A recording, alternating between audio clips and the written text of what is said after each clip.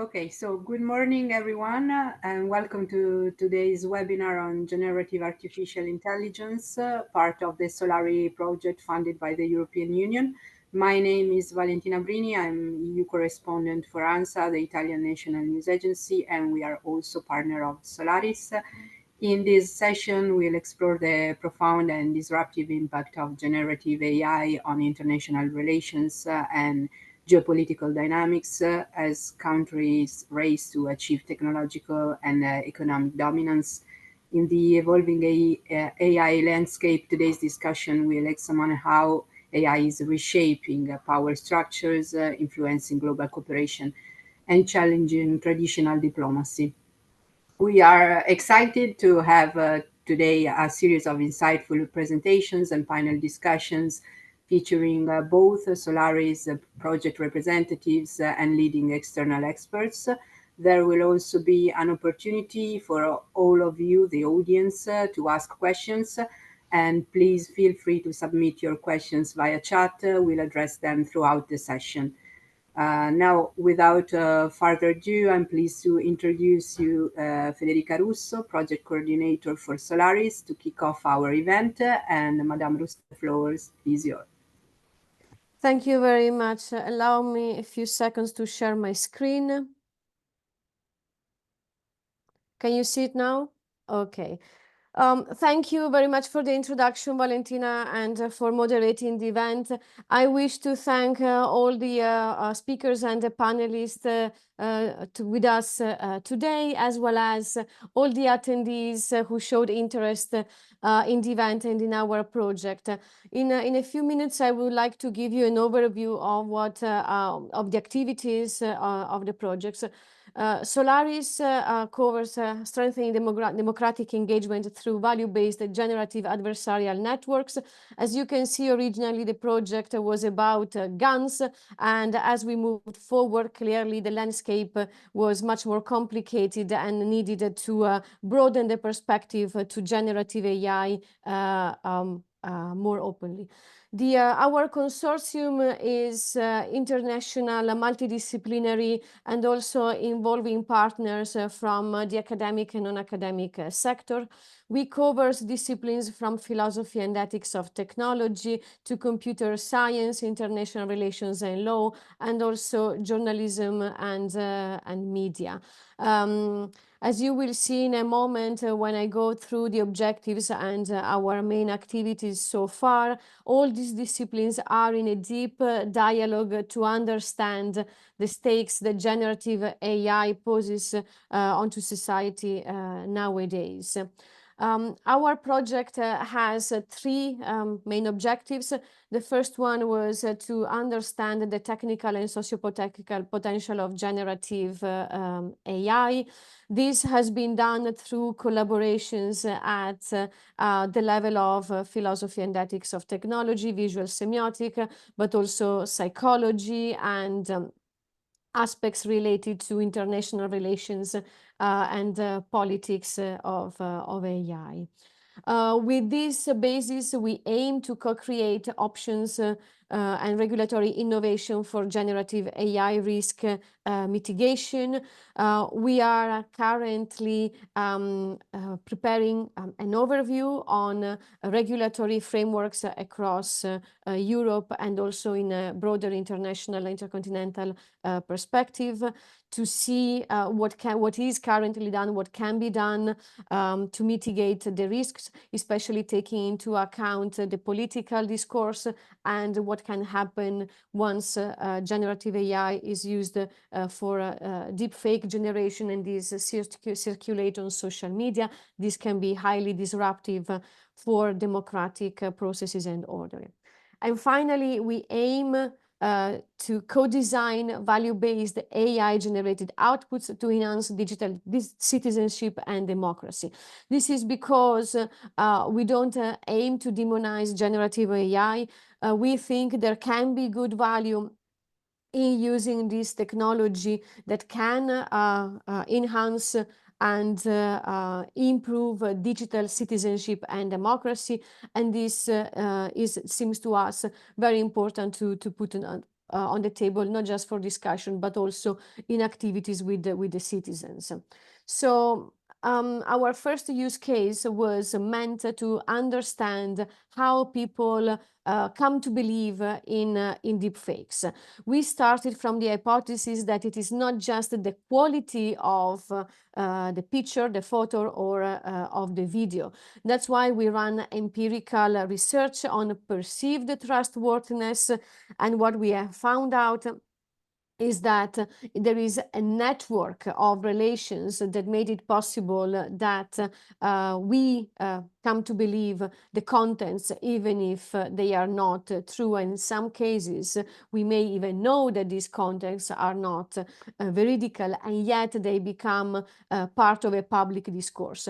This is because we cannot focus only on the technical artifact, but we have to look at the broader network that starts with the generation and distribution of the deepfakes, and then how these contents circulate, and then they are received in your environment. Our second use case, which is currently in preparation, if you look at this scheme of the network of relations around deepfakes, will focus on the policy and legislative intervention and the online circulation. We will work together with journalists and other media and stakeholders, simulating the spreading of a deepfake and understanding what kind of measures are in place, can be used in order to mitigate nearly in real time when a deepfake become viral.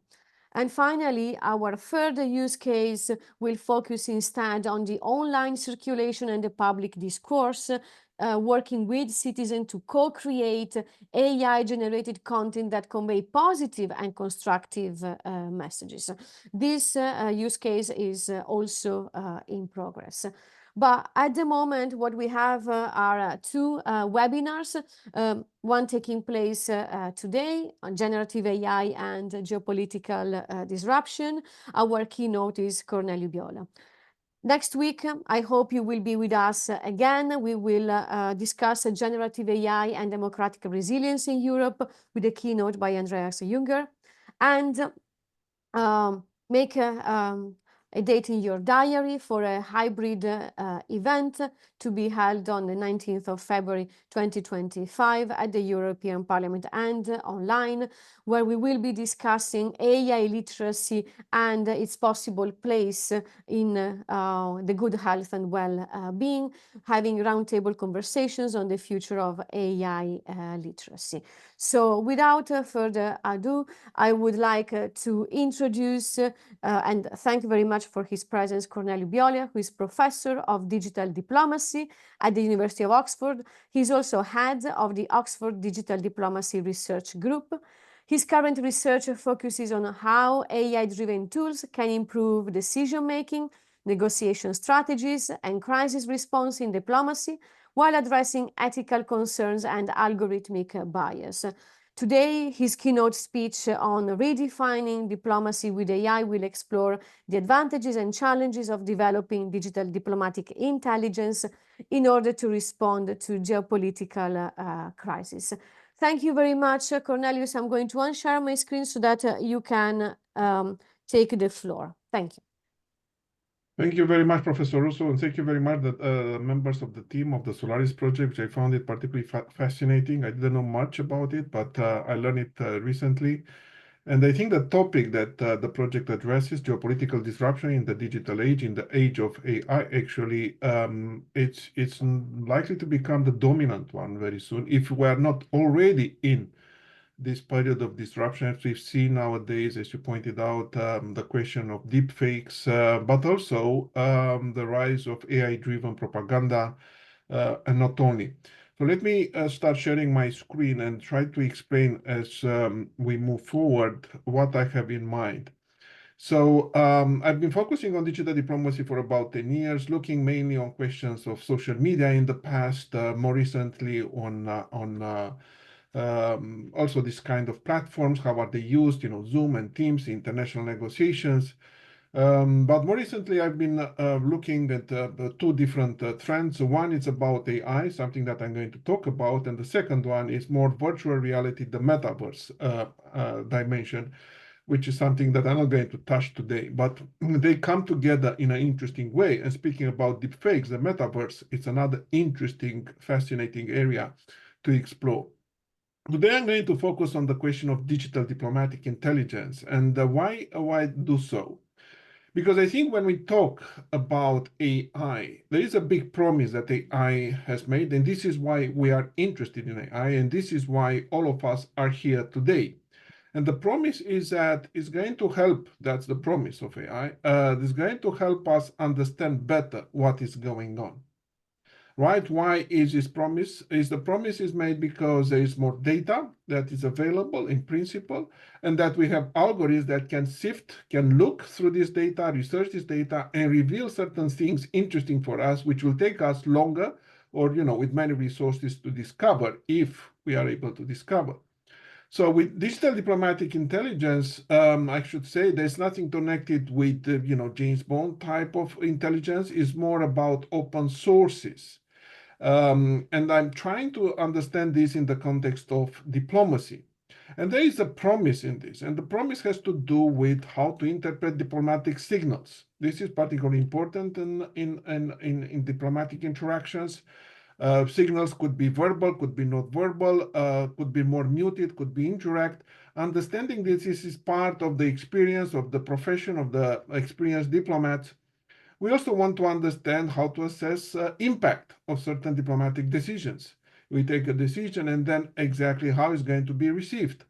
This kind of aggregation of data and exploration of data should, in principles, by aggregating different data sets, give us a sense of how a particular decision is likely to travel.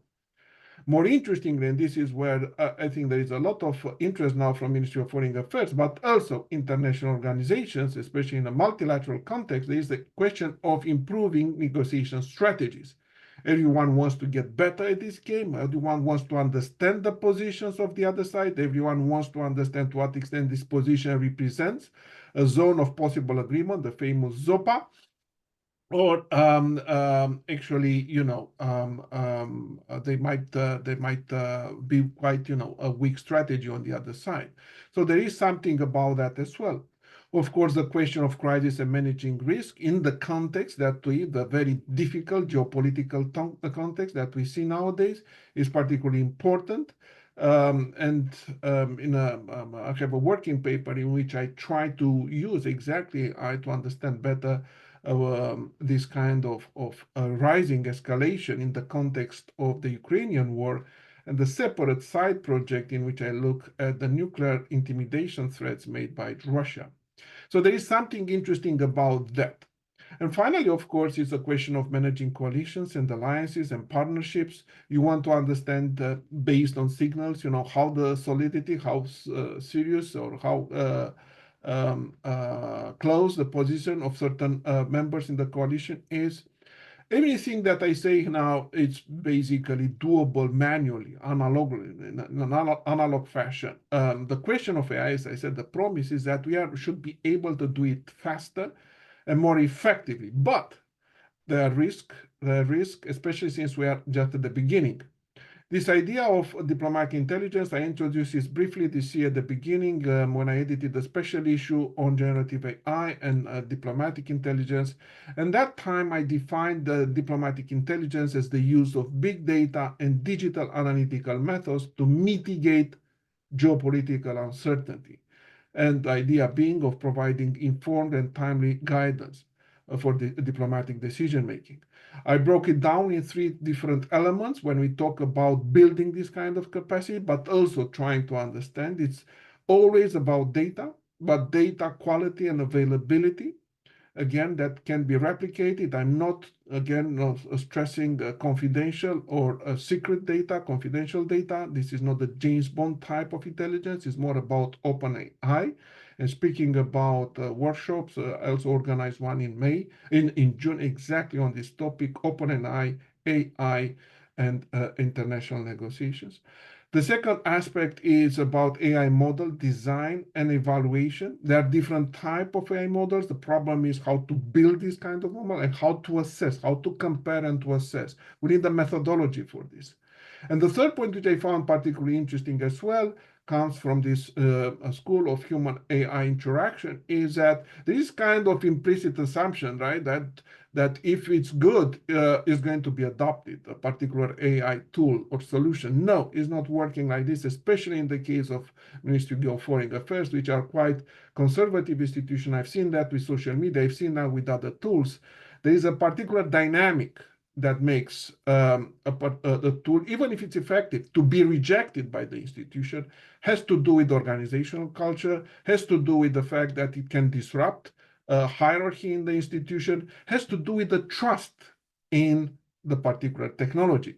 So adoption is not automatic, is not linear. There is a lot. You see the same type of solution being accepted or rejected by various Ministry of Foreign Affairs. So when I try to highlight, I wanted to mention this. So then, I moved on to exploring a three-dimensional model, let's say, framework for understanding how generative AI in particular could be applied to decision-making. The first part is about what I call extraction. It has to do with the signals that I mentioned before. What kind of data can be extracted using AI? And that has to do, a lot of text, but also images, to what extent sound might become available in the future. Can we extract that? Can we aggregate that? It's also important to correlate the data with the context, because the same type of information makes sense in a particular context. So there are two layers of collection of data here. The data that has to do with a particular topic that we are discussing, but also the data that allows you to make sense of the first kind of data, the contextual, as I'm going to show you in an example later on. The second aspect has to do with what everyone is interested in, synthesis. You have the data, what you do with it. You want to analyze person, and especially in the case of diplomacy, you want to assess intention. What are these various parties that you are negotiating with? What do they have in mind? How serious is this intention of the objective? So analyzing pattern, assessing intention is part of what I call synthesis. And the last part, which I'm interested when we talk about intelligence, were the prescriptions, recommendations, ideas of how to react, to respond to particular events, can also be included based on these two models. So again, it's about suggesting, but also validating certain type of solutions. And this is a very complex game because it involves not only, as I said, the effectiveness, but also whether you can trust those solutions. And of course, to what extent you can assess implications and what kind of implications if you take a decisions, whether it's more short-term, whether it's more long-term. So this is roughly in a principle how I try to break down this idea of using AI for assisting decision-making. I want to be able to help you with the extraction. I want to be able to with the analysis, but also want to see to what extent is good at providing certain type of solution. I don't expect much at this stage because we are still at the beginning, but I wanted to get the ball rolling. So when I think about generative AI, of course, there are different models. It's also important that most of these models we are studying are Americans, not yet very well developed Europeans, and that matters. And there are different type of models, right? ChatGPT, Google, Gemini, Llama from Meta, Claude, which is an interesting one. And I try to look at them to understand certain type of characteristics. Most of them, are quite similar, right? But there are certain differences. For instance, Gemini provides real-time updates to certain events.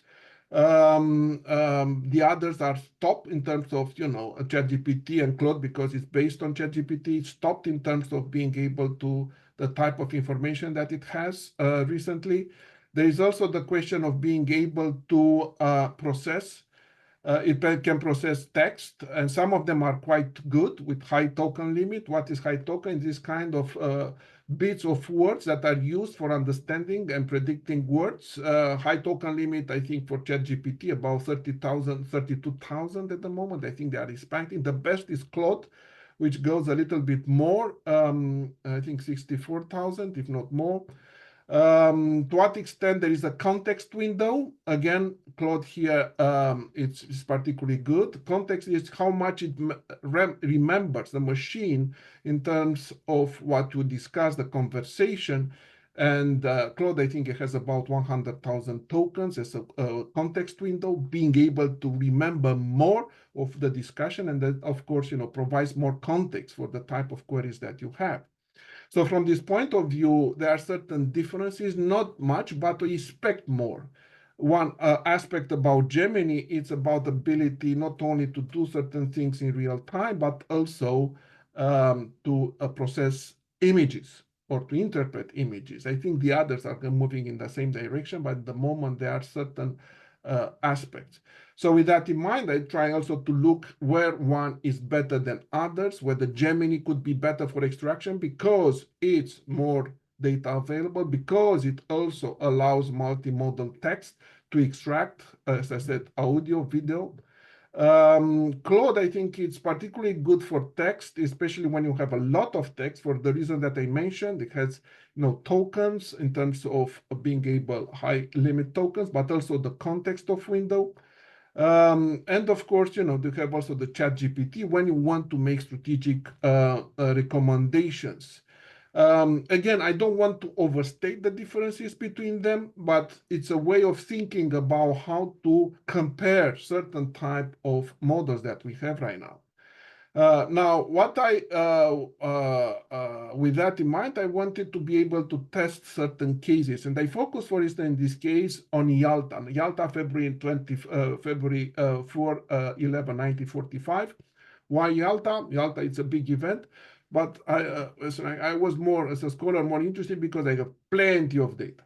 Everything is available now and it's available online. So from this point of view, you have correspondence between Churchill, between Stalin, and Roosevelt at that time. You have a lot of memos that have been unclassified about what happened before, what happened during the conference, what happened after.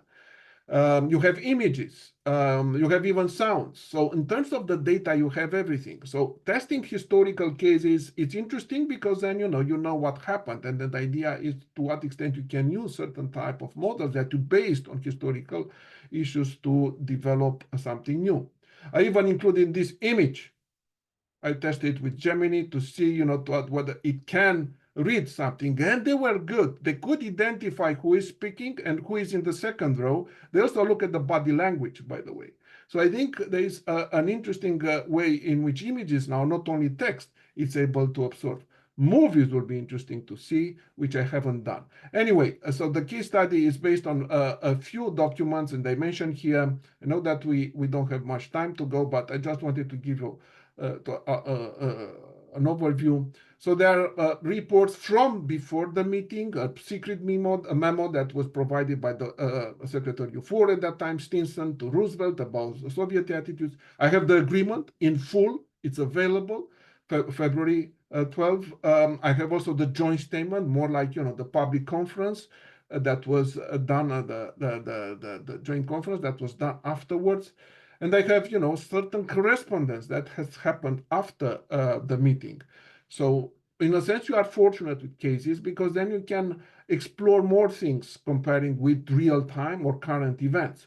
So when I look, for instance, in terms of whether this kind of generative AI can help me, I think it was quite able this to indicate certain type of verbal and non-verbal cues extracted from the type of data.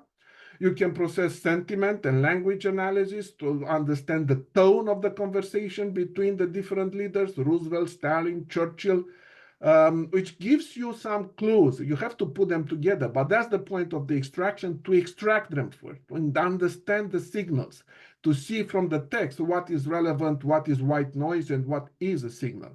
It's also interesting to see whether they can place that in a bigger context in terms of what happened historically. And that I think, you see some ways in which, because it's a historical case, in which that information is available, might more difficult in the case of current events. So what I discovered applying this, I've discovered certain recurring themes. In Soviet, for the Stalin, there was the question of Soviet security, stressing the importance of Eastern as a buffer zone. It comes over and over and over in the message. There was the recurring theme from Roosevelt, because the intention was to establish the UN. That was the main objective at that time, and it comes from various documents. It's stressed, in terms of recurring theme. Churchill was very much interested about British influence in Europe, but also in the Mediterranean. You see, again, from these different attitudes that complement these signals in terms of the tone, the pragmatism that Roosevelt demonstrates. But what was interesting, it was the shift in language that you can trace over in this, how it hardens in the case of Stalin, the consistency in the case of Churchill, and some sort of vacillations in the case of Roosevelt because of its objectives. I also try to say, okay, based on the information and the type of analysis, what will be your recommendation if you were an American State Department, if you were serving, the Prime Minister in UK or Stalin? And there were different types of strategies pursued, recommended by the generative AI. US strategy should prioritize Soviet participation in the United Nations and support. This was a recommendation produced by generative AI, by the way, not by me. Soviet strategy should emphasize the need for Soviet security in Eastern Europe while exploiting potential division between US by offering concession on less critical areas. And the British strategy was basically to encourage Roosevelt to adopt a former stance, but and the rest of Europe using security concerns about Soviet expansion and strengthen Western European alliance. So what I found interesting in this case is that some of the recommendations actually matched some decisions taken at the end based on the documents, and that's something. Let me conclude with a few thoughts here. I think because we are just the beginning, what I'm playing here is just trying to scratch the surface of how these kind of tools could be used for something in terms of decision making, more serious. So I think it allows you to process large volume of data, different sources, speeches, diplomatic statements, historical records, and also to place them into a broader historical context. And that is a good aspect. Multimodality is work in progress. Images, yes, I got some clues about the posture of Churchill and so on, which is helpful, but in terms of how to integrate that better, not mentioning sounds, I mean that it's yet to come. I think it's also the strength comes from the fact that when you have this kind of data, you can see patterns. You really can see patterns, recurring themes across various documents from various leaders. More importantly, especially if you use Claude, you can see better nuances in languages because it has a bigger, ChatGPT is catching up with that anyway. Intensity and nuances in language. In terms of policy recommendation, you may say, well, yes, it matches some of the historical aspects. That's fine. How it matches, we don't know. Whether because it mixes, two type of data sets, this is I haven't figured out because I have to do further test. I want to be able to make sure that this recommendation comes strictly from the test and they are not mixed with the contextual data set. But more importantly, especially in the case of current events, you have to understand better, of course, whether this topic could be applied, whether you can trust these solutions. So that will tell me final implications for the concept that I mentioned, historical and predictive use. Why is important to look at historical cases? Because you can develop and refine and then deploy AI models. So what I'm doing with this kind of model, I want to apply it, to the case of Ukraine, to see to what extent certain type of, improving predictions can actually help changing the data set to see whether you can do better, in the case of current events. Human AI collaboration is critical, I think, is not only because it's a problem of people accepting the AI solution, but also because the humans provide nuances and understanding and double checks, some of the issues. There is a question of scope and depth of the signal interpretation. As I mentioned here, we are at the beginning, even if they are so performative comparing with 2 years ago and comparing with 5 years ago, in terms of being able to understand the intensity of the signal and compare it, with trajectory, this is something to look at. Challenges, real-time processing. Except for Gemini, it's difficult to do this kind of using generative AI. You can use something else, but you can use generative AI to process real time and to update, information in real time. That might come later, or you can go around this. And the second aspect is we need to think very carefully about ethical guidelines and oversight. Partly because these are models that are developed for certain type of objectives, but also because decision-making in this kind of context is critical, and accountability, responsibility, solutions, especially in managing international negotiations, not only, but, crisis management, have to be taken and absorbed. So these are some issues that, based on this historical case, have come to the fore in my right. So I hope I didn't abuse too much my time, so I'm going to stop here. Thank you, Professor, for your precious insight. I'll now turn to the audience questions. And you just mentioned historic cases, so we have a question from Basil Bryant.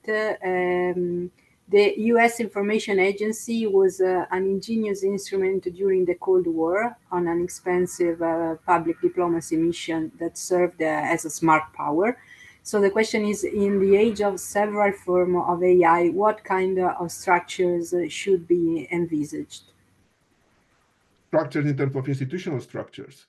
I think what we see nowadays is that in the case when I talk about digital diplomatic intelligence, or this is not something that I can see a separate entity, something that should exist, but it's more inside the Ministry of Foreign Affairs, following the example that I've seen with social media and the others, is this kind of cell.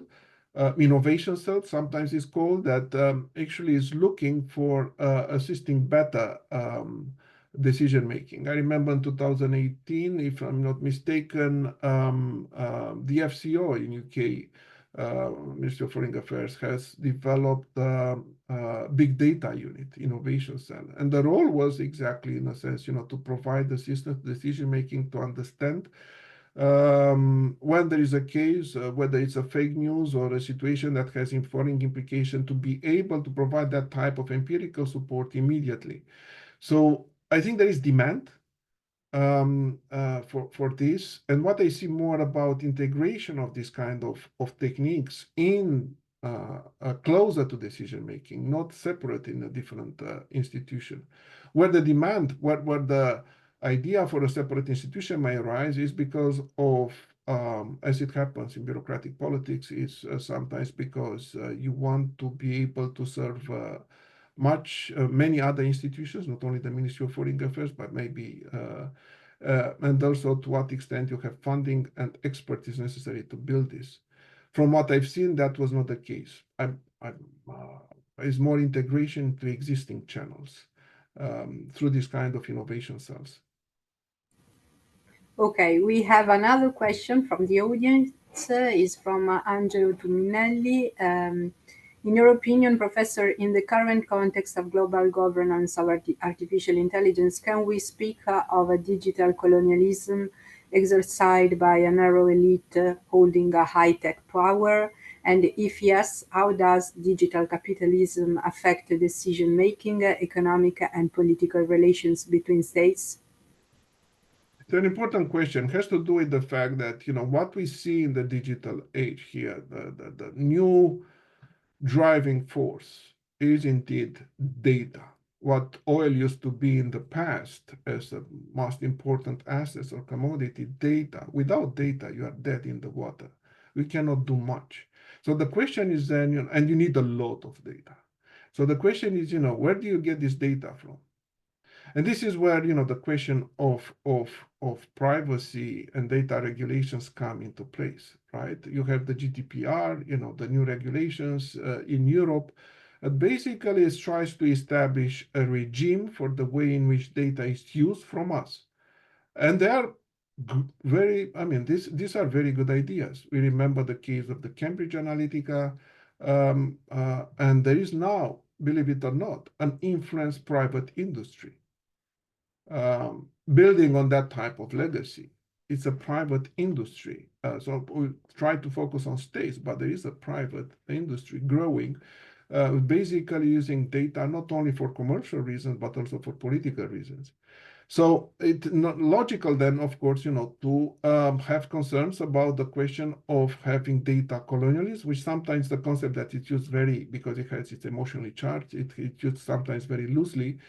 But every time when you use your phone, some data is transmitted to certain companies. What happens to that data, you don't know. In principle, the data is used to offer you more ads, more services, but there is also potential to be used politically. Now, where is the danger? And I think the danger is in what we see a combination or possible combination between political power and tech power. For a long time, in speaking about tech governments, we have three different models. We have the Chinese model in which tech power and political power is fused from the beginning. Sometimes it's masked that this company is not connected to the government, but this is rarely the case. We have the American model, until recently, I should emphasize, in which business and government were on separate tracks. Remember the case with Apple when we had refused to reveal or to open it was a few years ago, to open a phone of a terrorist, by the way. And they wanted to emphasize we are not complying with government because it's something important. I'm not sure whether this model in US is going to hold more. You see this kind of reapproachment, especially in the case of Trump and Elon Musk. This is not good for democracy, right? When you have the two most important forces of power. And then there is a European model. The European model puts regulation in place, emphasizes regulation. It's a more risk averse. The downside of this is that we don't have too many tech companies. So making sure that this kind of abuse of data is not going to turn against us and support trends towards digital authoritarianism, I think is critical. And maintaining regulation and the clear separation between government and tech power, if possible, right? I think it's part of this game. Otherwise, you are right. Sooner or later, we're going to see a lot of exploitation. With the risk, as I mentioned, of the trend towards democratic regime, but also to digital authoritarianism. Thank you, Professor. You just mentioned the EU model, and from here, from Brussels, I was wondering where does regulation can become overbearing and can be an obstacle instead for innovation. This is a main point of discussions in the EU because of other models like in the US where regulation doesn't have a power like here.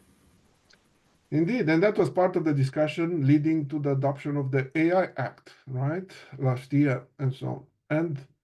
But I'm not so harsh on this. And let me explain why I'm not so harsh on the EU model. Because what the AI Act has done was basically to unify 27 AI markets, member states markets. So there is a problem of scale.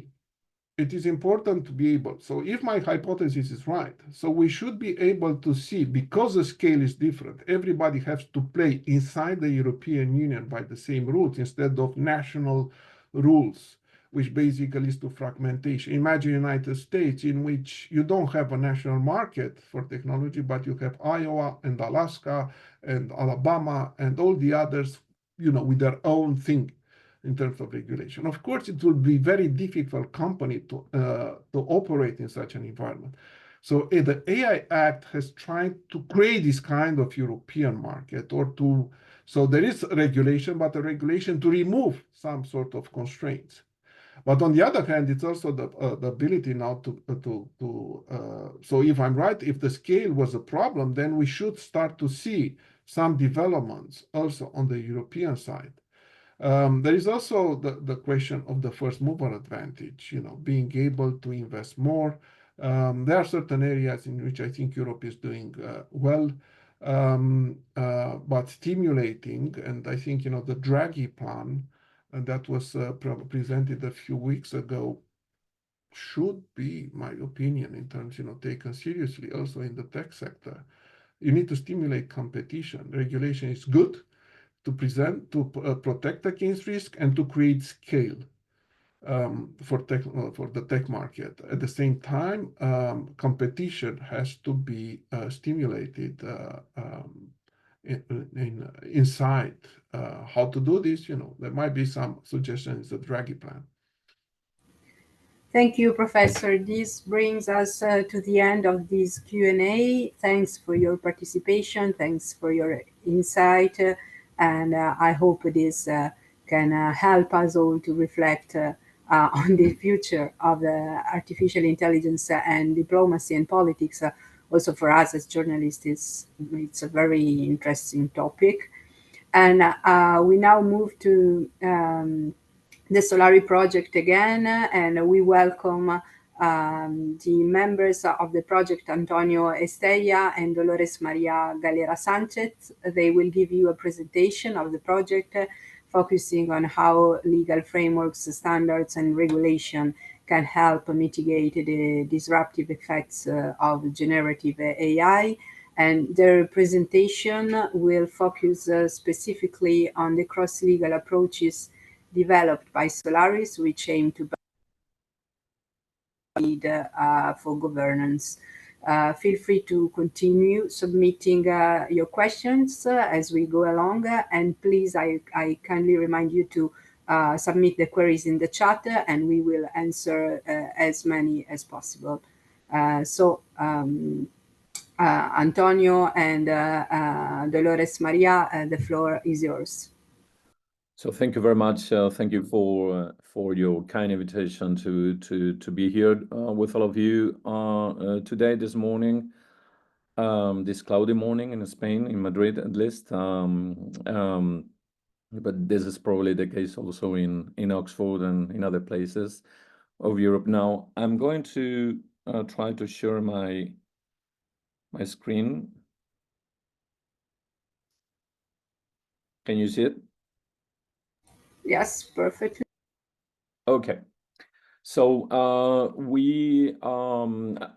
going to speak first. I'm gonna present the basic regulatory framework that the European Union is currently implementing in the area of artificial intelligence, whereas Lola will speak about the importance of cross-legal analysis in this field.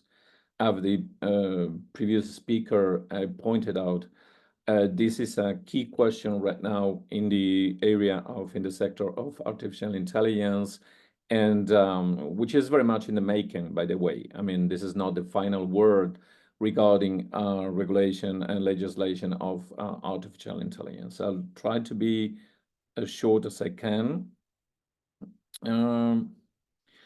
Well, the first thing that is important to stress is that we, of course, know about the AI regulation, but it's not only is not the only legislative piece that we have right now. We should also focus, and I will speak just for a minute or two about the so-called new legislative framework, which is composed of these 2 regulations and a decision. And also it is important, and this is mentioned, by the way, in the preamble of the AI regulation, we should also, at the very least, take into account this directive, 3 directives, and these 2 regulations that are shown in the screen right now. So I will leave for my last remarks the comment on the AI regulation, and I will speak a little bit about in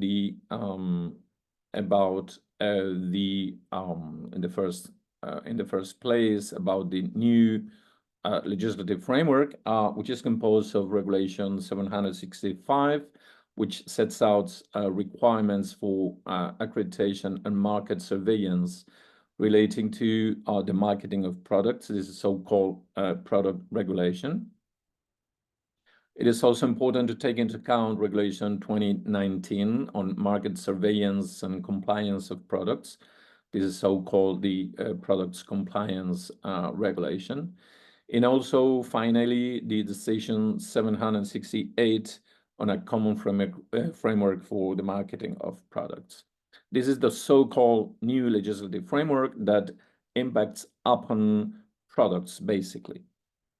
This is important in the field of AI regulation because AI systems and AI models are sold as products. Of course, they can be not only viewed as products, but also as services.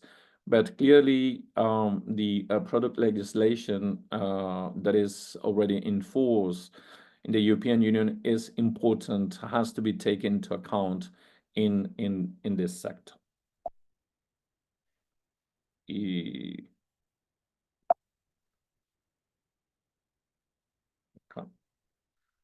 Then we also have to take into account all this, the rest of the legislative norms that I mentioned before.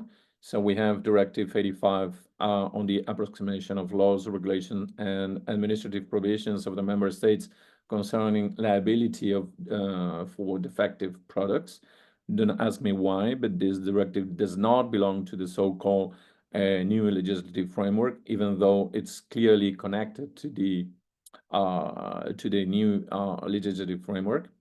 And then the rest, the 2 other regulations and the 2 other directives are mostly concerned with data protection. So the first one is Regulation 2016 on the protection. This is a well-known regulation, the protection of natural persons regarding the processing of personal data and the free movement of such data.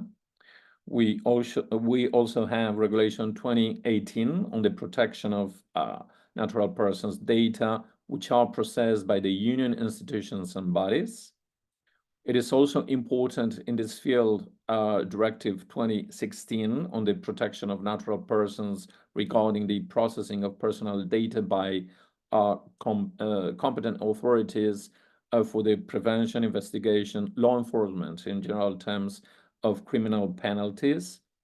And we finally have Directive 2002 concerning the processing of personal data and the protection of privacy in the electronic communications sector.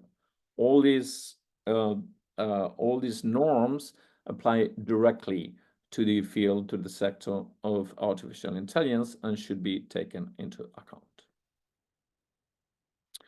So now the AI regulation, I will make some comments respective of what Lola will say later on the AI regulation. This is, of course, a very short summary of what we are doing at the Solaris project, which, as Federica said previously, has an important component of regulatory and legislative aspects. Well, the first thing to be said regarding the AI regulation is that it uses a risk-based approach. So basically, the regulation divides the kind of risks that we can be confronted with in this field into unacceptable risks, high risks, and other risks. The unacceptable risks are those risks that, according to the regulation, are prohibited. The high risks are risks that are regulated by the regulation. So the regulation sets out a number of requirements and obligations that are applicable to these so-called high risks. These risks, this kind of risks, this category of risks is placed in Annex 1 and above all in Annex 3, which are important lists of risks in this field.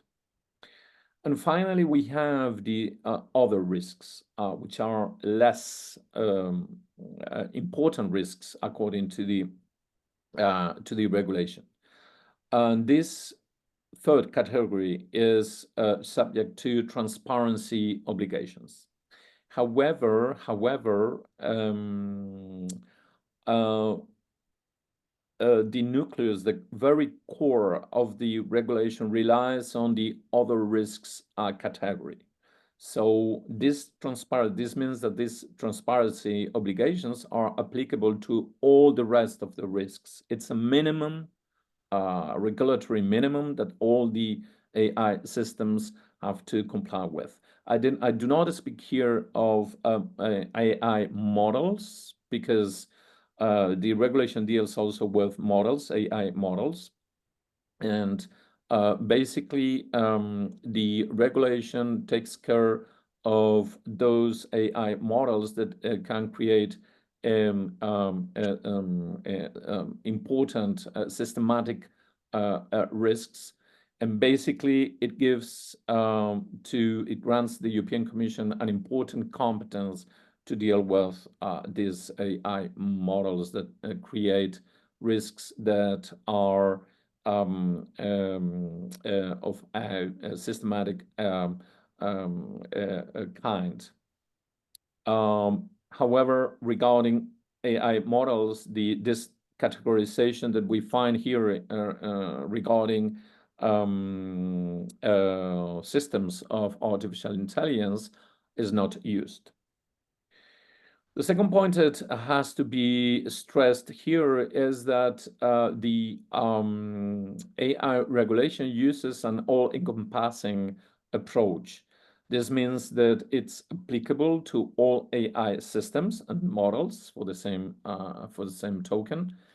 But of course, there are some exceptions. For example, AI systems for science, research, and systems for military use and security are not regulated by the regulation. This has been criticized, and in general terms, we could say transversal kind of approach of the AI regulation has been criticized, because for some people, for some experts, it would have been made much more sense to implement, to approve a more principle-based regulation or norm in this regard, and then afterwards use a more sectoral approach regulating all these areas like education, research, security, military sector, etc., etc. However, this is not the approach that has been decided by the European Union institutions, and what we have here is a kind of holistic regulation norm, the AI regulation. But as I said before, it leaves aside a number of sectors like science, research, and AI systems for military use. It is also, in the third place, important to mention that one of the declared aims of the regulation is to enhance trustworthiness in AI systems and models. This is one of the most debated, hottest, I would say, issues here, because in my opinion, and in the opinion of some other people, it has shifted the conversation on the AI regulation into a very difficult and complicated arena. And in my opinion, we should be speaking more about safety of AI systems and models than of the trustworthiness. However, I just want to point out there is a debate on this, and here in the Solaris project, we are producing a couple of papers regarding the issue of AI trustworthiness. The next point and the next important declared aim of the AI regulation is, as the previous speaker, Professor Bjola, was mentioning, is to create a market in the field, the sector of AI. This is a very important and very legitimate aim instead. Because, of course, one of the main aims of the European Union is precisely to create an internal market, common market in all fields. The problem that we face here, as has been mentioned before, is that there are virtually not important tech companies in Europe, maybe with exception of France and Germany. But they are not big tech company, which, as we know, are basically placed in the US and in China and probably in other countries, in emerging countries like India, for example. This is an interesting aspect because we are regulating a market that does not basically exist. Once again, I would have taken into account the economic basis for the AI sector in Europe. I would have preferred to have seen a more prudent approach in this area. Finally, another important point in the regulation is that the so-called provider of AI systems is the key here in terms of responsibility. So she is the main subject to which trace back responsibility for malfunctioning of AI systems or for non-compliance with the requirements and obligations that the AI regulation establishes. Who is the provider? The provider is basically the guy who introduces in the market the AI system. This is the general rule. The provider is the one who is responsible for the correct introduction in the market of AI systems and AI models. However, there are some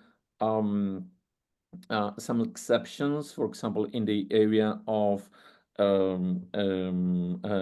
generative AI, and basically in the area of the other risks AI systems, so the third category I mentioned before. Sometimes the deployer of the AI system can be held responsible for the malfunctioning of an AI system. The responsibility area in this field is a very important area.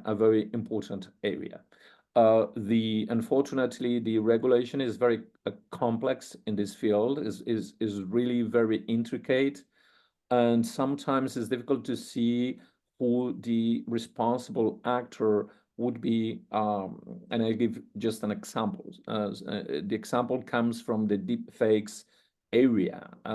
It's not very clear, according to the regulation, who is responsible for introducing in, for example, the social networks a deepfake. Would it be the deployer of the deepfake? Would it be the provider of the AI system that produces deepfakes? And it's also not clear at all what how deepfakes should give publicity, show that they are deepfakes. It's totally unclear in the regulation how this should work. So the area of deepfakes is an area of deep concern, from a regulatory perspective. Maybe in the Q&A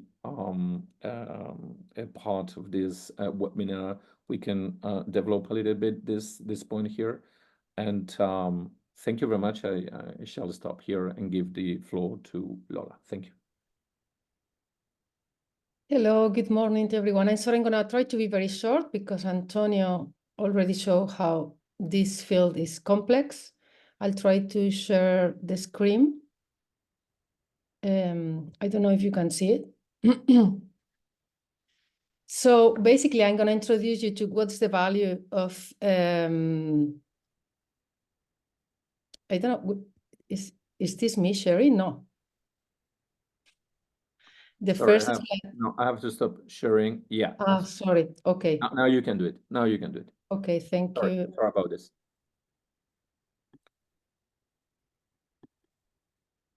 Okay, can you see the screen?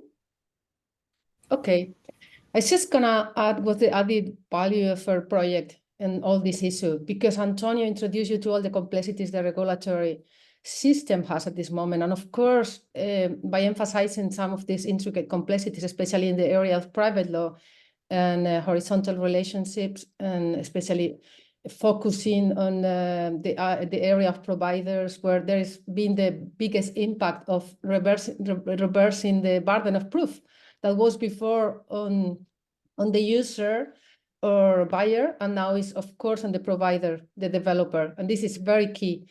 And this is one of the big issues impacting the whole dynamic area, because that's how we should be seeing this area now. It's gonna become a very dynamic area, because the parameters are gonna be changing, probably even the thresholds that have been designed in the EU Act. And the added value of a cross-legal approach is just the need. We understood that the need to focus and to integrate different legal approaches was important to address the specific problems concerning not only GANs and generative and the former foundational problems arising from them, but generatives in general. But it's all related to data, how we'll be interacting with this that is become a commodity, is become the way we access knowledge is going to become the source of inequalities in many different fields. So from the standpoint of a legal approach, we needed to know not just that there are horizontal aspects that we need to take care of, but the vertical aspects, so the governance aspects are gonna be key, and they are in fact. This is something that needs to be developed. Of course, there is time. The regulatory approach actually gives time for this. It's not just about establishing the artificial intelligence agency, but it's about how we are going to be addressing all the different topics that are crucial in this area. So we know that deepfakes trigger problems of manipulation of public information, deceiving people.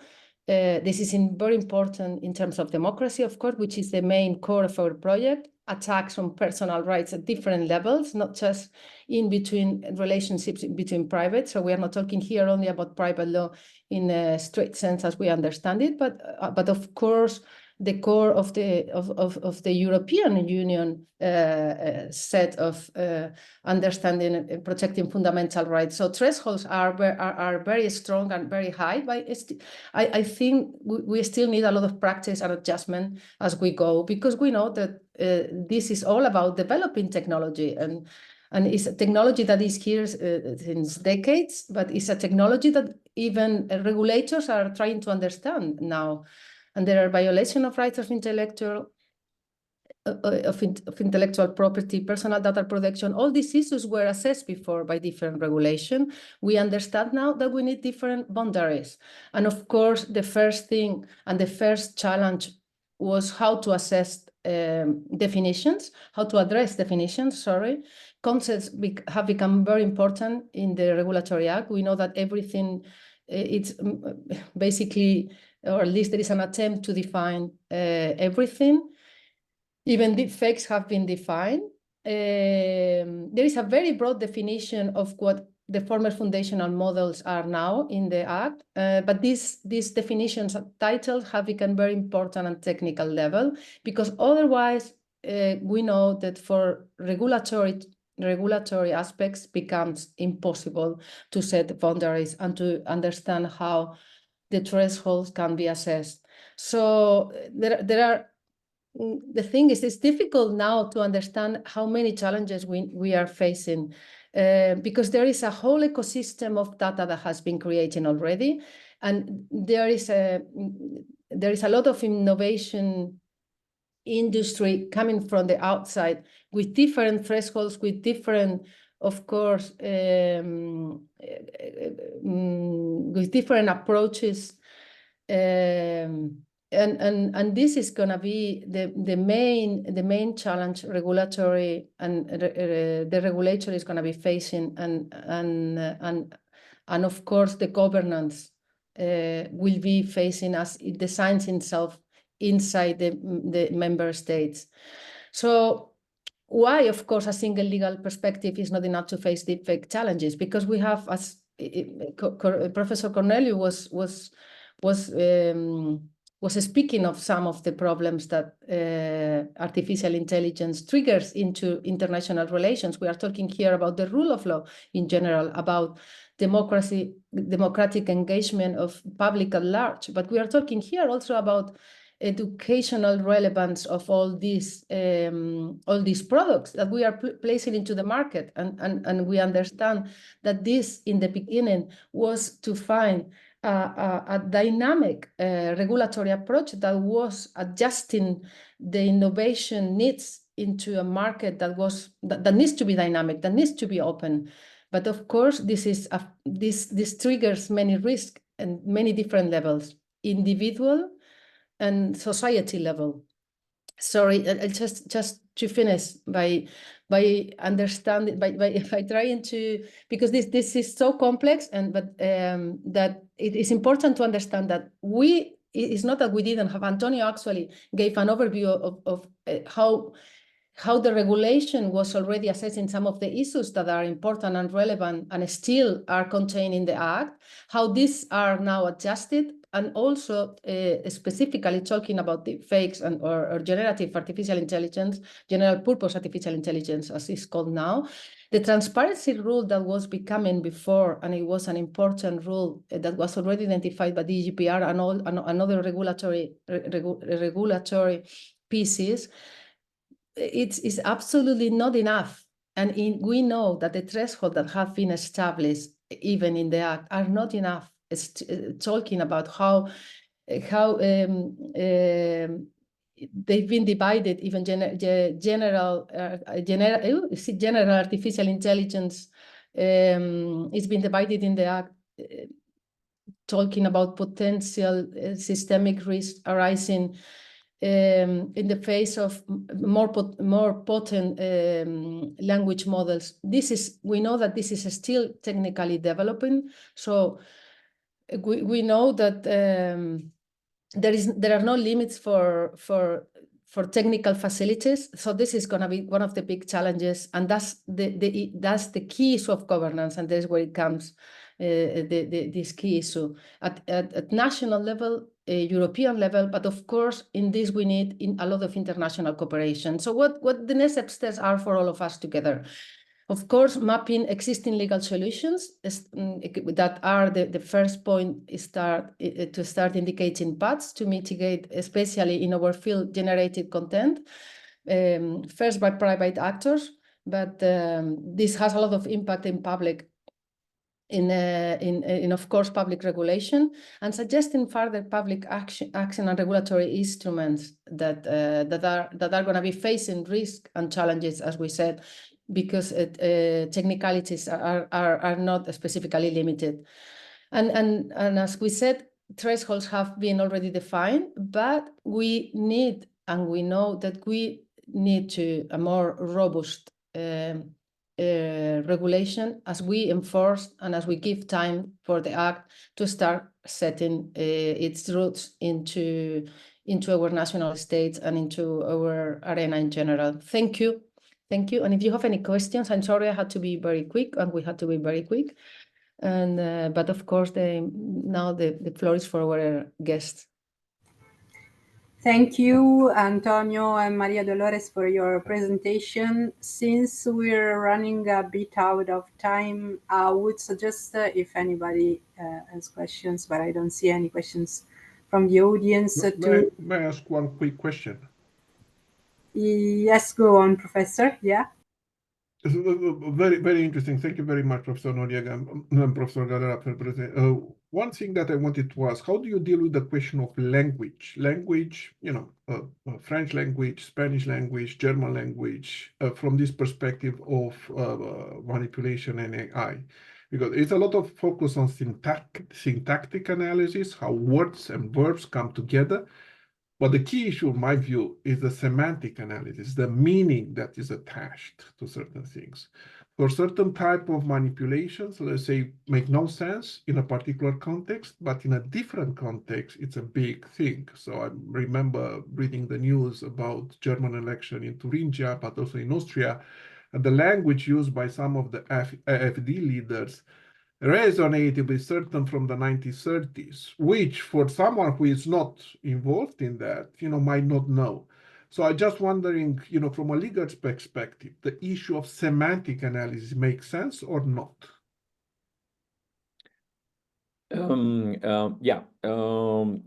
If the question is whether the AI regulation regulates synthetic systems, AI systems, the answer is yes, but it places synthetic AI systems in the third category I mentioned. So it's like the broader category, which is subject to transparency requirements. Basically, when AI systems are producing synthetic data or using synthetic data, there is a marking obligation. But this marking obligation, probably we do not have time to get into the details, but this marking obligation has been subject to a lot of criticism because the contours of this marking obligation are totally unclear in the regulation, in the AI regulation. So should the synthetic data be marked as such? Synthetic data are data that are used by AI generative models for systems, for example, to produce output. So it's not very clear if the deployers, for example, of AI systems should announce at the same time that the systems that are producing output use synthetic data. Is totally unclear. So a short question I should answer to your question would be the regulation in this field is very abstract in the current regulation. Of course, we have to bear in mind that the European Commission can do implementing acts and delegated legislative acts in this field. So this should be, in my opinion, an area in which the Commission should further develop what the AI regulation says currently. Well, I think also agencies will have a say on this. National agencies, of course, and the AI agency. I think it's going to be the question of governance that we were triggering before. Yeah, but it's important to mention that as we say in legal terms, the European Union has occupied the legal field, has occupied the whole competence in artificial intelligence, in the field of artificial intelligence. The national administrative or regulatory or legislative authorities have very little to say in this area. So we should, so the only thing that they can do is to implement what, with the limit of the border within the limit of the competential border that the European Union has set at present through the AI regulation. So it would be up to the European Commission and up to the European Union legislator to develop all these norms. Not so much for the national organs or authorities, because I would say they have no competence anymore in this field, as the European Union has occupied the whole field. Okay. Thank you. Thank you. Sorry, but we are really getting over time. So we move to the panel, and I'm pleased to be joined by our distinguished panelists, Peter Pijpers, Michael Zinkanell, and Gregory Smith. Panelists, we look forward to your insight.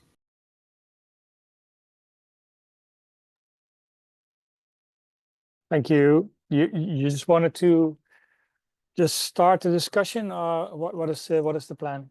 Yes, please, because we really have a little time left, and I will just ask you to introduce yourself. Yes. And also to the audience again, if you have any questions, to please submit them in the chat so we can read them after the discussion. Many thanks. Yeah, great, thanks.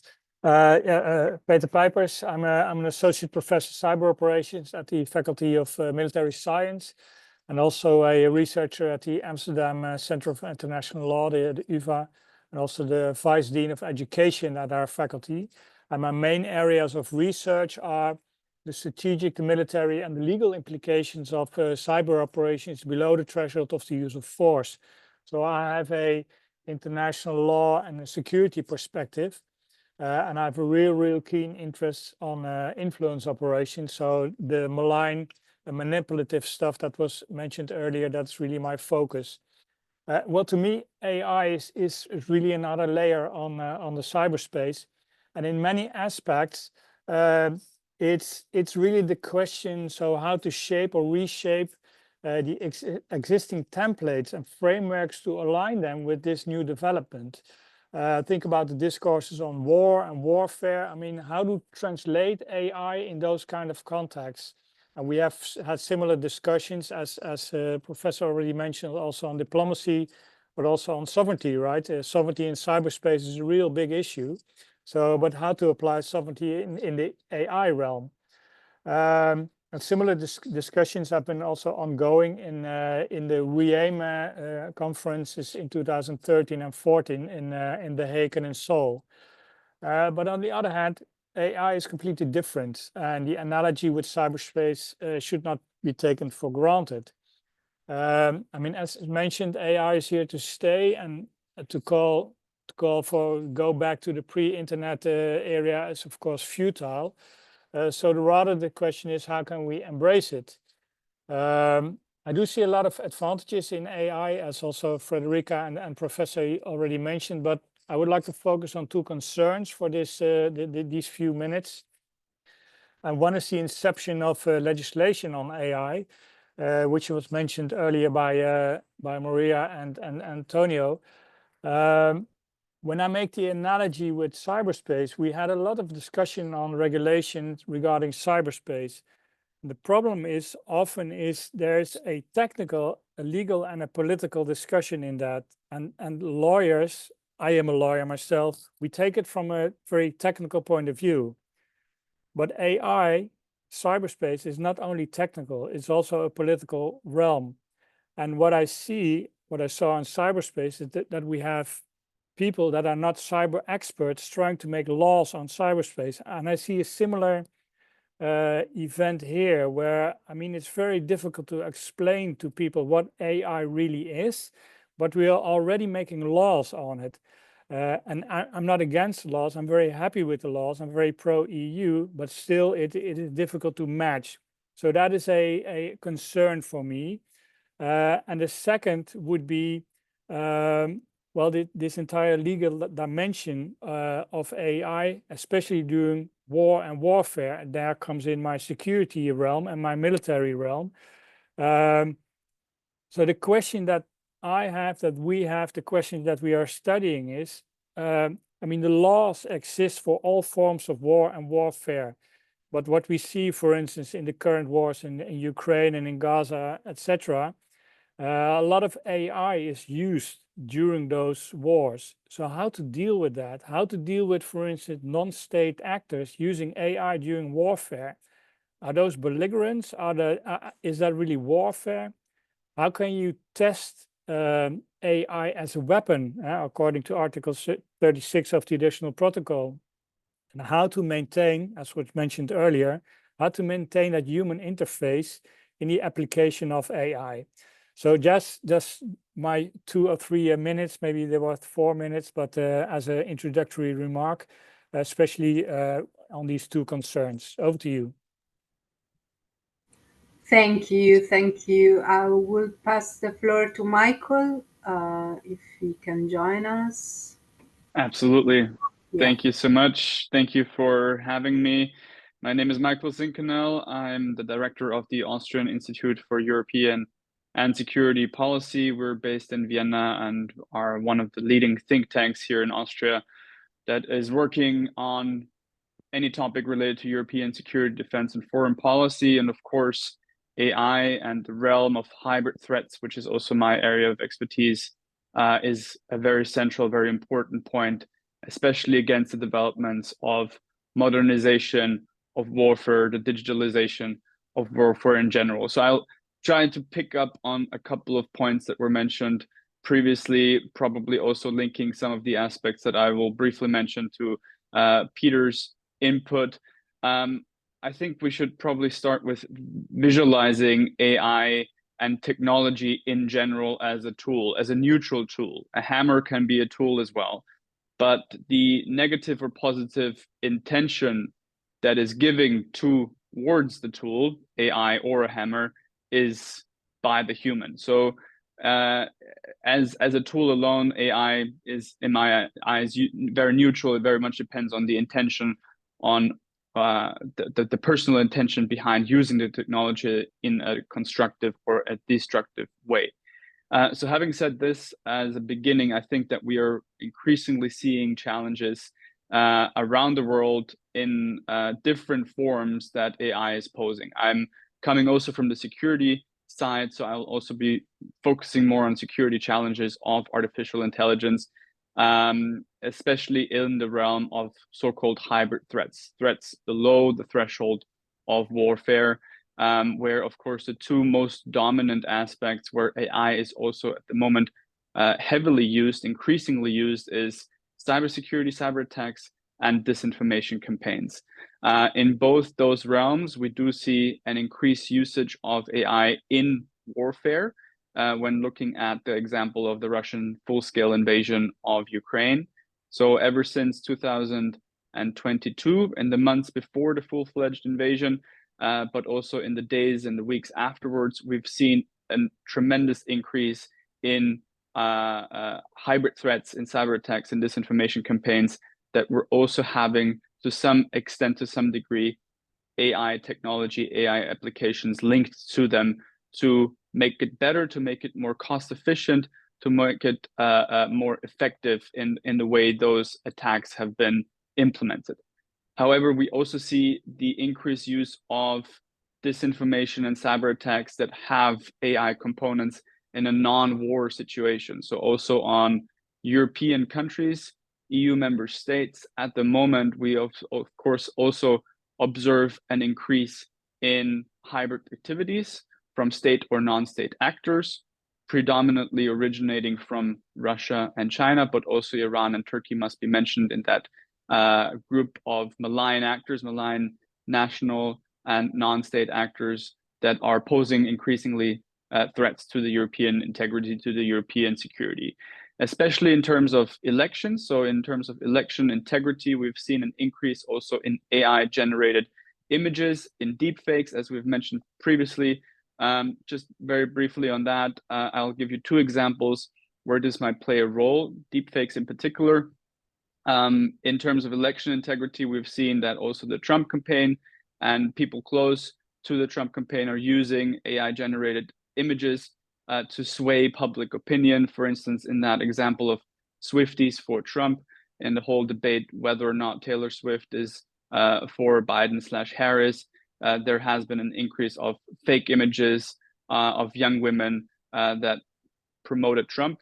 In another example, in the war example, that might play even a more decisive role. We have seen the increase of deepfakes showing, especially President Zelensky in the Ukraine, especially at the time around beginning of 2022, in an early phase of the full-fledged invasion, where we've seen fake contents of video and audio of Zelensky surrendering, which of course could play a crucial role if that video is indeed believed by troops on the ground that might see it and say, okay, we have surrendered, the war is over. That could give a strategic military advantage to Russia in such a scenario. I will leave it here. Probably we can go to a couple of more examples also in the Q&A session. I very much agree with several points that have been mentioned previously when it comes to enhanced cooperation on the international realm, and also the difficulties when it comes to regulation. However, I believe that we're still aiming to find a sweet spot of not over-regulating, not under-regulating, to have economic potentials of AI and to seize those potentials at the same time as regulating some harmful content, but basically some harmful use of AI. Going back to what I've said at the very beginning, it depends on the intention and the application of the individuals using AI. And I think this is where the focus should lie. It should lie on how AI is applied, how it is used, rather than on limiting the technology as such, because that can very difficultly be limited or be restricted in general.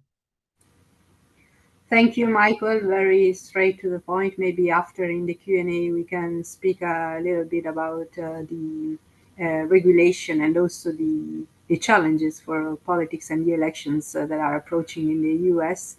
And so now I will give the floor to Gregory, our last panelist. Gregory, if you can introduce yourself. Thanks. Sure, thank you. I'm Gregory. I'm an analyst at the RAND Corporation here in Washington, D.C. I'm also a lawyer, like some of our other panelists, focused on studying AI and intersection with the legal system, as both in the United States and internationally, and in Europe.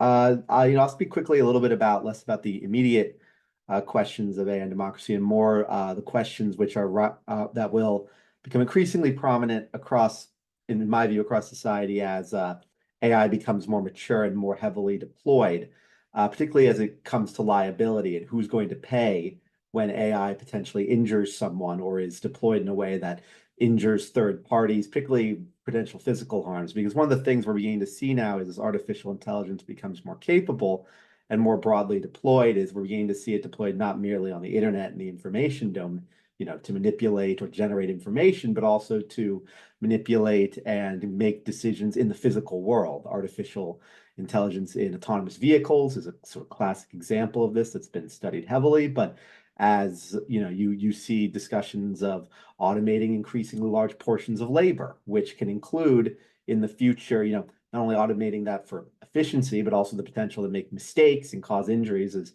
any normal worker might. And so there's a lot of interest and questions about, well, who's going to pay in those situations when artificial intelligence begins to cause injury? Because AI is obviously a complex supply chain. We've touched a bit on this about how there are a large number of US companies leading in this space that are then trying to export and deploy their products worldwide. And will it be often, to other vendors who will and deployers who will in turn deploy the product in their businesses, and that may impact the end customer. So there's a lot of interest in how this is going to play out in the long term in terms of civil liability within societies, because that will often determine much of how AI adoption goes broadly. In addition to sort of questions of how it's deployed in the information domain, in geopolitics, and in military applications, many people's and civilians' real contact with artificial intelligence will come through when suddenly their banks or their business places or the businesses they work for or work with are deploying AI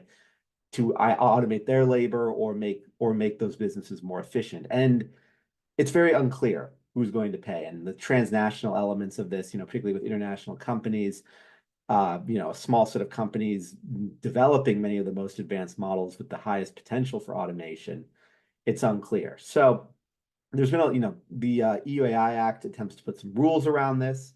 There's been talk about, reworking the EU civil liability directive some in order to address some of these liability questions. But I think this is an area that's going to grow in importance over the long run, because many citizens will start looking to their governments to help regulate this technology and help adjudicate who is going to pay for harms when they're caused in, their day-to-day lives. And it's not necessarily, and everyone on the other side who is using this technology is going to point to someone else in the supply chain of getting this AI out and say, actually, they're the people who should pay. And so this is very much an unanswered question as to who is going to pay for all of the deployment of this technology just in civil society, let alone, internationally and, political spaces where questions of civil liability are less important that my fellow panelists have already touched on. So yeah, I'll just hand that over back to you, Valentina. Many thanks, everyone. So I don't see any questions in the chat, so I'll go ahead with a question for myself.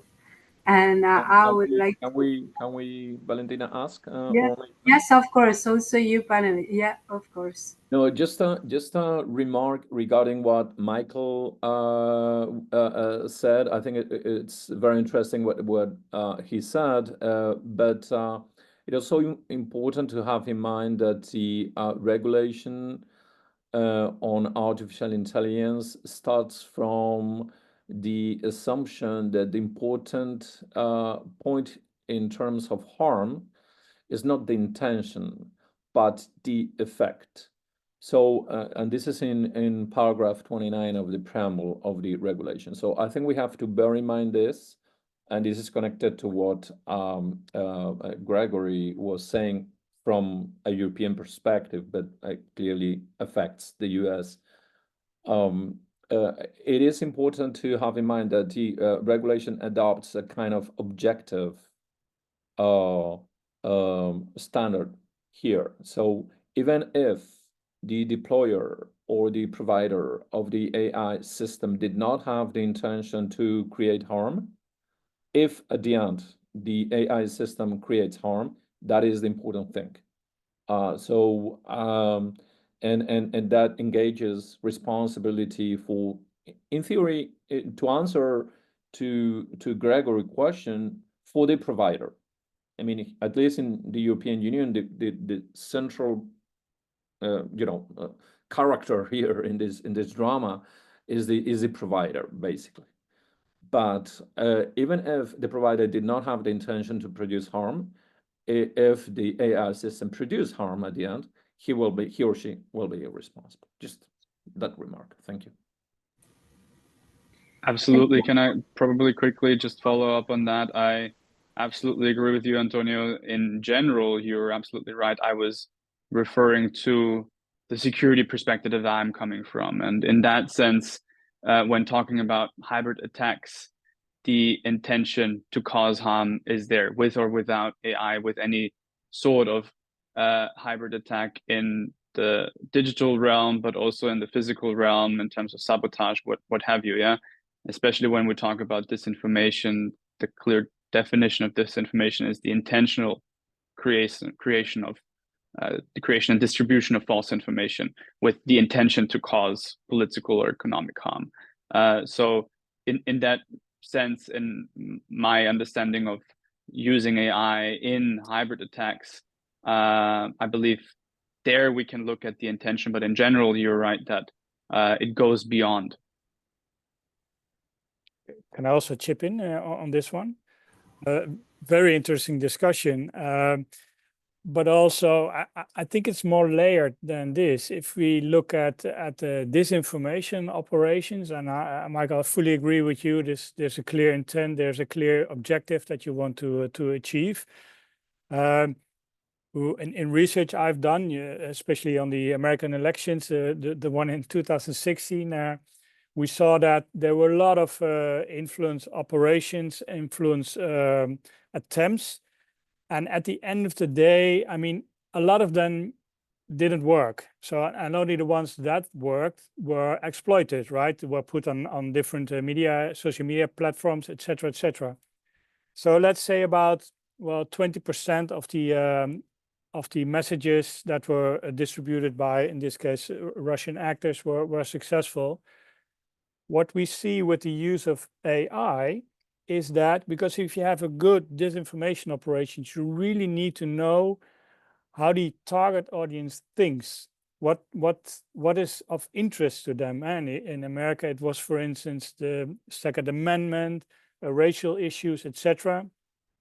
If you're not fully aligned with the discussion in that society, what we saw with the Russian attempt for the French election in 2017, they were not aligned with what was going on in France, then the disinformation operation doesn't work at all. AI can make that the percentage of 20% will go up to about 60 to 70%. So that would be a very harmful disinformation operation. So if you make the link to what is the effect of AI and is the effect harmful, then in this case, you would have platforms like, or producers like ChatGPT, they would then be the harmful, they would then have a harmful effect in using AI. So that's why I say it's a really difficult, nuanced and layered discussion. And I think it's different. AI in this case is different than just cyberspace as such. Can I add just one more word to what Peter said? When I'm talking about the effect, that doesn't have the problem is that the wording of the preamble is very once again very incomplete. It says prejudice. It says harm, but probably the European Court of Justice will interpret this part of the preamble by saying not an effective or an actual harm, but also a potential harm. So in the operations that you mentioned, if at the end of the day that AI system does not produce harm effectively, that is not the, I'm sure that the European Court of Justice will say, this is how I would interpret it in legal terms. That is not the important point. The important point it is that even if we set aside the intention, that it could have created potential harm.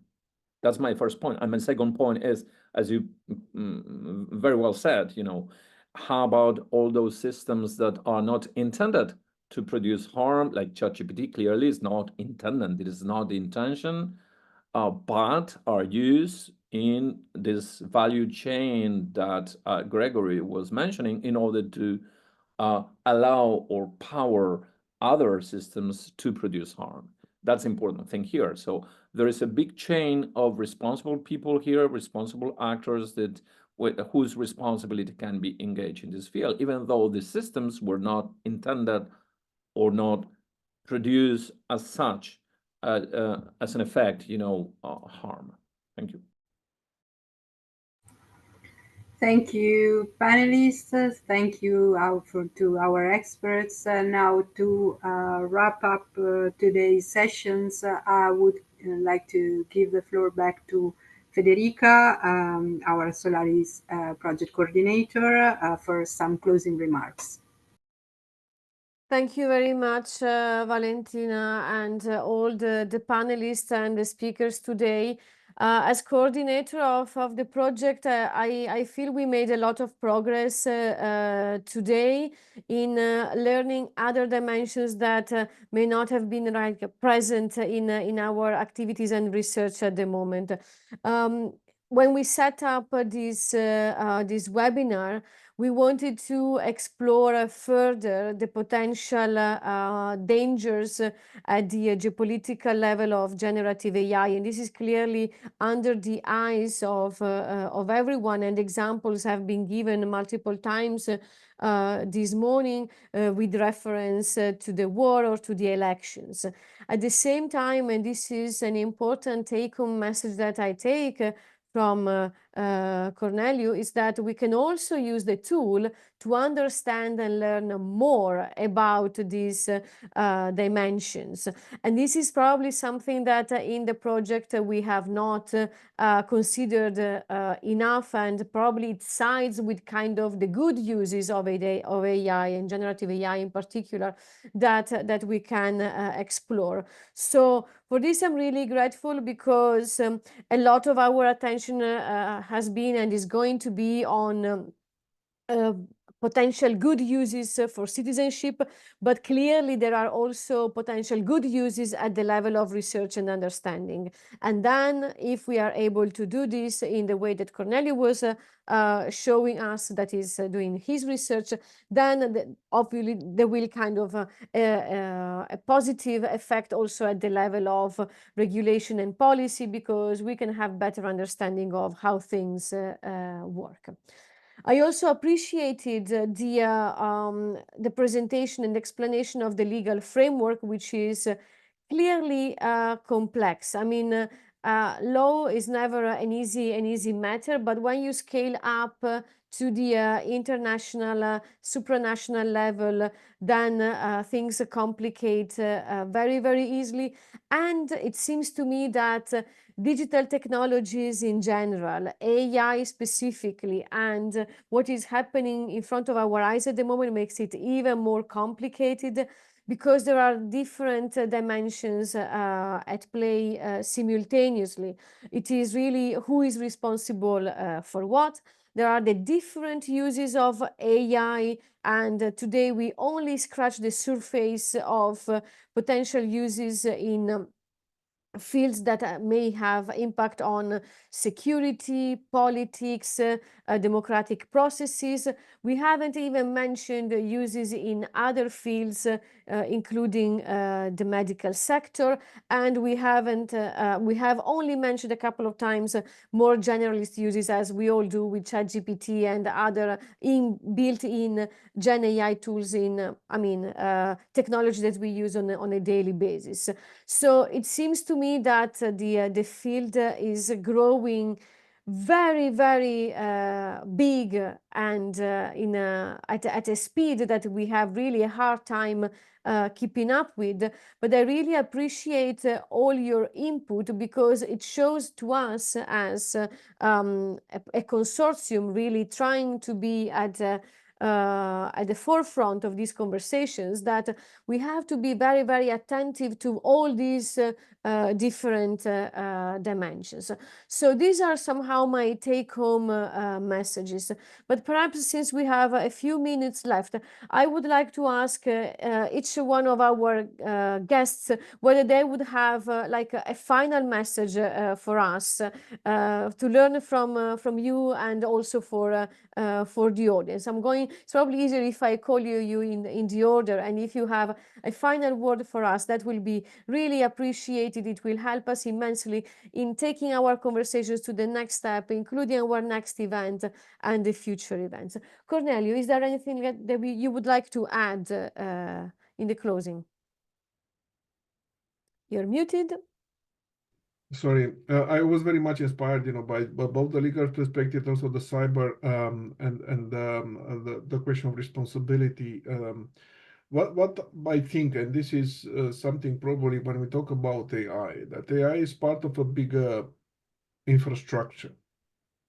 So when we talk about AI, we try to concentrate on the software part of the AI. The fact that it's the soft that. There is a lot, the backend behind AI, which I think has become geopolitical relevant, whether it's about the semiconductor, whether the rare materials and so on. So probably when we talk about geopolitical disruption, zooming out might be also in the context AI is making. And surprising or not, what I've seen, the recent trend, nuclear power coming into the picture, because of the energy consumption and Google investing in nuclear power. Very interesting development. So I think there is a bigger picture here that we have to, which AI is triggering. It's involved at the center. Infrastructure and digital public infrastructure are, I think, particularly interesting in this broader context. Thank you. Thank you, Corneliu. Peter, anything you would like to add in the closing? Yeah, thank you. First of all, thanks for the session. It was great, very inspiring. Yeah, my final remark would be it also gets back to what Professor Corneliu mentioned about these certain dimensions of the EU, the America and China, that we have different lenses on how we see, how we use AI. And I would therefore have a word of caution. I mean, if we develop our own templates and our own legislation, we should not be naive in making those regulations. I mean, it's great that everybody has this certain kind of idealism that the EU has, which also I have, but we should not turn a blind eye to the realist politics of other nations. So, thank you very much, Michael. Yeah, thanks. It's difficult, of course, now to ramp up and to reduce the complexity of this issue to just a couple of sentences. Let me try to make one point that is close to my heart personally, yeah, which is linking back to international collaboration. I think information sharing, knowledge sharing on AI is absolutely key of understanding the phenomenon and the risks in a better and more holistic way. So I would start with I'll start with that we really have to enhance sharing of information, sharing of also attack patterns in the hybrid realm. These new threats to democracy, to security, do not follow any national borders or boundaries. Sorry. So it is clearly a very international phenomenon, an international challenge that is not only concerning us here in Europe, but also in the US, also in other democratic nations around the world. So my main message would actually be that we probably have to work closer together to holistically understand, and based on this understanding, tackle the issues and the challenges and threats that are related with AI. Thank you very much. Gregory, would you have a final word for us? Having to wrap it up is always a hard duty. I just want to thank the rest of the panelists and everyone who made this possible. I'd say that just double click that AI is going to end up in a lot of different places throughout society and in international sphere, and that because it's basically going to keep being used, it's going to keep changing, and it's going to keep presenting new problems, which is good for researchers like us who get to study those problems, but means that the approach of today may not translate into the future, and the problems of today may look very simple in comparison to what can come in the future, depending on how this all goes. Thank you very much. So in closing, let me thank our partners, Andrew McIntyre and Tommaso Tonello, who have been very much involved in the preparation of this meeting, even if they are not showing on the screen. I would like to thank as well Lola and Antonio, because they really presented kind of the legal expertise in the project, and every time they remind us of how complex this whole matter is from a legal perspective. My big thanks also to Ksenia Dimitrova and Gabriela Savova for assisting us with the dissemination of the event and with setting out the web infrastructure for today, and to Valentina Brini for helping moderating and coordinating the whole event online. Many thanks to all the participants for staying with us. The meeting has been recorded, and it will be posted on our website and disseminated again on social media, in case some people would like to watch some parts of it, or maybe they registered and could not make it. Ksenia has posted in the chat the link to register for our event next week. We look forward to seeing you again. Thank you again for your contribution, and have a good day ahead.